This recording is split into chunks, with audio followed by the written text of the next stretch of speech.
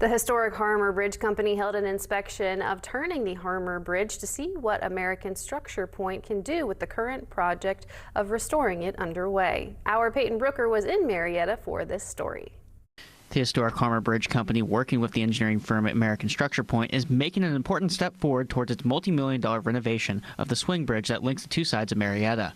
As a part of the inspection, volunteers physically rotated the span using a hand-cranked tool to engage the bridge gears. The Community Development Director of the City of Marietta, Jeff Schinkel, explains how the turning works.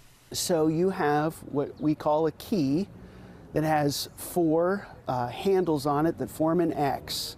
And down from that X, there's a vertical shaft that goes down through the deck of the bridge to a pin, a very large pin, that engages the gear system, and you are cranking the gears by hand with like 12 people.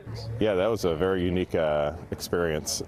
Just all the energy involved of turning the bridge and the inertia that goes with it. Officials say that the bridge hasn't been turned since June of 2025, when the Valley Gem needed to pass under due to high water in the Muskingum River. The executive director of the Historic Harmar Bridge Company, Natalie Bradley, says this is to document what's in place for construction in the future and have the goal to connect Harmar and Marietta.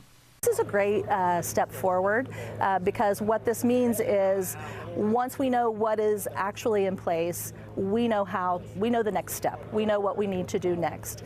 Our main goal is to get East connected with West. We really want that to happen.